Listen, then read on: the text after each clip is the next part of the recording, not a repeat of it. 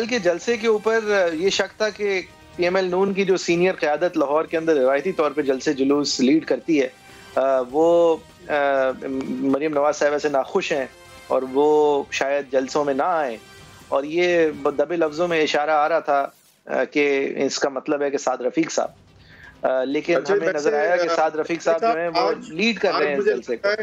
مجھے لگتا ہے آج آپ بہت معصومانہ موڈ میں ہیں۔ اگین آپ نے جو ہے کہا کہ یہاں پہ جو لوگ مریم نواز سے ناخوش ہیں وہ شاید کل جلسے میں شریک نہ ہو، تو پھر میں اس سے غالباً سمجھوں کہ 6 لوگ کم آئیں گے میرے خیال سے۔ تو یہ ابھی مذاقہ خیز بات ہے اب کہ مریم نواز کے پیچھے اگر پی ایم ایل نون کا کوئی بھی کارکن، کوئی بھی لیڈر ہے جو سمجھتا ہے کہ ان کے پیچھے کے علاوہ کوئی جگہ ہے اب اس پارٹی میں اس کی، تو میرے خیال سے یہ بھی اس کی ایک خام خیالی ہے، اور نہ اس سے کوئی کراؤڈ کو 4 بندوں کا فرق پڑے گا۔ بھی ویسے یہی رہا تھا کہ سعد رفیق صاحب کا نام لیتے ہوئے اشارہ یہ کیا گیا تھا کہ وہ ناخوش ہیں اور اپنے آپ کو الگ کریں گے۔ تو سعد رفیق صاحب اس بات کے برعکس اس بات کو پروف ہوا کہ سعد رفیق صاحب نہ صرف جلسے کے اندر پارٹیسپیٹ کریں گے بلکہ جلسے کی انتظامیہ کو وہ لیڈ کر رہے ہیں۔ اور کس طرح لیڈ کر رہے ہیں سعد رفیق صاحب؟ پاکستان مسلم لیگ نون کے اراکین قومی و صوبائی اسمبلی اس وقت اور بہت سارے کارکنان مینار پاکستان پر موجود ہیں، اور یہاں پہ ہماری پنڈال کمیٹی کام کر رہی ہے، سٹیج کی تیاری کا کام بھی شروع ہو گیا ہے، کرسیاں بھی لگنی شروع ہو گئی ہیں۔ ہمیں توقع ہے کہ موسم سازگار رہا تو ہم کل شام سے پہلے اس پنڈال کو کافی حد تک تیار کر لیں گے۔ جوش و خروش لاہور شہر میں بہت زیادہ ہے، اور لوگ خود رابطے کر رہے ہیں ہمارے عہدیداران سے اور ساتھیوں سے کہ کب جانا ہے اور کتنے بجے پہنچنا ہے۔ 1 بجے کا ٹائم ہے، اور ہماری کوشش ہوگی کہ ایٹ ارلیسٹ جلسے کو شروع کریں۔ ہمیں یقین ہے کہ مینار پاکستان کے اندر اور باہر تل دھرنے کی جگہ نہیں ہوگی۔ مریم نواز صاحبہ کی طرف سے ایک پیڈ ایڈورٹائزمنٹ چل رہی ہے جس کے اندر وہ جلسے میں کس طرح دعوت دے رہے ہیں، آپ کو دکھاتے ہیں۔ اس کیمپیننگ میں جب بلاول بھٹو زدائی صاحب بھی لاہور پہنچ گئے تھے تو مریم نواز صاحبہ نے اپنے اب روایتی جو ان کا ہوتا جا رہا ہے 2 ٹوک انداز میں عمران خان صاحب کے حوالے سے کیا کہا تھا، ان کے لہجے کے حوالے سے اور ان کے آج کی پوزیشن کے حوالے سے کیا کہا تھا، آپ کو دکھانا چاہتے ہیں۔ ایک انسان 3 سال خدائی لہجے میں بار بار یہ کہتا رہا کہ میں این آر او نہیں دوں گا، اس سے آپ پوچھتے تھے روٹی کدھر ہے، وہ کہتا تھا میں این آر او نہیں دوں گا۔ اب وہی انسان پچھلے 3 دن سے اور اس کے سارے حکومتی اہلکار ہمارے مختلف سینئر قیادت سے رابطے کر رہے ہیں اور یہ کہہ رہے ہیں کہ آ کے بیٹھ کے بات کریں۔ جواباً شاید خان صاحب نے یہ سن کر شیخ رشید احمد صاحب کو انٹیریئر منسٹر لگا دیا، جنہوں نے آ کے کیا کہا۔ مجھے ٹاسک نہیں دیا گیا، مجھے ذمہ داری پتہ ہے۔ پی ڈی ایم کے رنگ پسٹن بیٹھے ہوئے ہیں، یہ آپ کو پتہ لگ جائے گا۔ پی ڈی ایم کے پلگوں میں کچرا پھنسا ہوا ہے، پی ڈی ایم جو ہے وہ چوں کا مربع ہے۔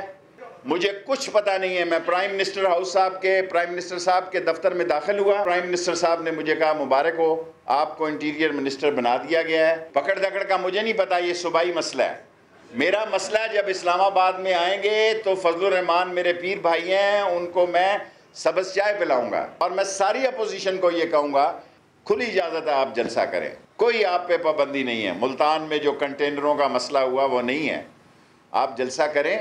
اگر آپ یہ سمجھ رہے ہیں کہ عمران خان آپ کے جلسے سے جا رہا ہے تو ای خیال است و محال است و جنوب، وہ کہیں نہیں جا رہا۔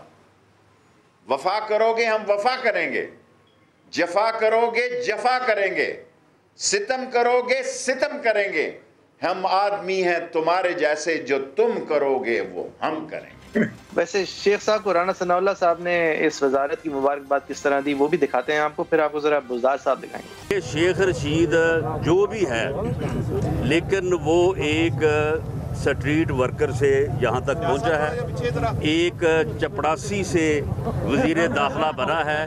میں اسے اتنی بے مثال ترقی کرنے پہ کہ ایک چپڑاسی سے وہ ملک کا وزیر داخلہ بن گیا ہے، اس کے اوپر اسے مبارکباد دیتا ہوں۔ یہ حوالہ اگر آپ کو اندازہ ہو نہیں رہا ہو کہ رانا صاحب کیا دے رہے ہیں تو وہ ایسا ہے کہ ایک دفعہ حامد میر صاحب کے شو پہ جا کے، جس زمانے میں خان صاحب اور شیخ صاحب دونوں ساتھ شو پہ آیا کرتے تھے، ایکسکلوسیو گیسٹس صرف نہیں ہوتے تھے شوز پہ، تو وہاں پر ان کے ساتھ بیٹھ کے خان صاحب نے کہا تھا کہ میں ان کو اپنا چپڑاسی بھی نہ لگاؤں۔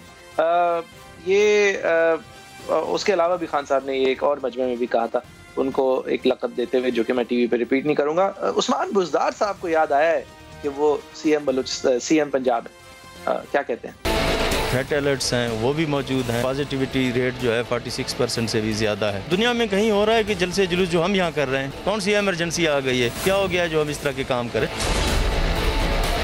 اس طرح کی صورتحال کے اندر عوام کی زندگیوں کے ساتھ کھیلنا میرے خیال میں کسی بھی صورت مناسب نہیں ہے اور نہ اس کی اجازت دی جا سکتی ہے. عوام کی جو زندگیاں ہیں ان کے ساتھ کمپرومائز نہ کریں، ان کے ساتھ نہ کھیلیں. یہ اس طرح کے جو ایشوز ہیں ان کو بیٹھ کے بھی ڈسکس کیا جا سکتا ہے. آپ یہ بتائیں کہ یہ مناسب کام ہے اس طرح کی سچویشن کے اندر جو کچھ کرنے جا رہے ہیں؟ تو اس کے بعد قانونی اپنی کارروائی پوری ہوگی. انشاءاللہ سرکار کا جو کام ہوگا وہ اپنا پورا کریں گے. خان صاحب نے کیا کہا اس سب کچھ کے بارے میں آپ کو دکھاتے ہیں. ملتان میں جلسہ ہوا تھا تو ملتان کے اندر 64% بسترے اب جو کرونا کے لیے رکھے گئے تھے 64% بستر بھر چکے ہیں. یہ ہے ٹائم ہم ساری قوم مل کے احتیاط کریں، ایس او پیز پہ چلے. ایس او پیز کا مطلب یہ کہ سب سے بڑا ایس او پی یہ ہے کہ یہ منہ کے اوپر جو آپ کور کرتے ہیں تو بہت کم چانس ہو جاتی ہے جراثیم پھیلنے کی، اس سے کرونا پھیلنے کے چانسز کم ہو جاتے ہیں.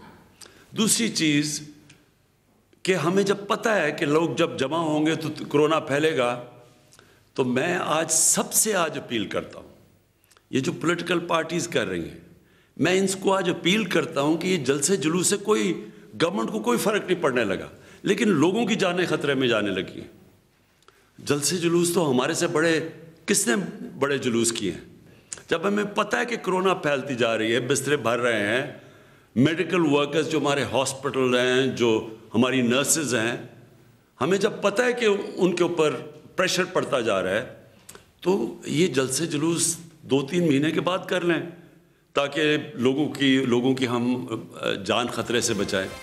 اچھا خان صاحب، اس بات سے جو آپ نے سلسلہ شروع کیا تھا معصومانہ باتوں کا، وہ آپ کے پرائم منسٹر نے میرے خیال سے جو ہے نا وہ بالکل ٹاپ کر دیا آپ کو بھی. یہ جو انہوں نے معصومانہ بات کی کرونا کے حوالے سے کہ یہ 2-3 ماہ بعد کر لیں جلسے، اس میں ایسی کیا بات ہے؟ یہ آپ کی بھی معصومانہ باتوں سے زیادہ معصوم بات لگی مجھے. خان صاحب کی وجہ سے ایک اور بات بھی بڑی زبردست ہے. خان صاحب کو یہ کہنا چاہیے کہ اس سے زیادہ تجربہ کس کو ہے کہ جلسے جلوسوں سے کچھ ہوتا نہیں ہے، حکومتیں جاتی نہیں ہے. 126 دن میں نے کر کے دیکھ لیا تھا.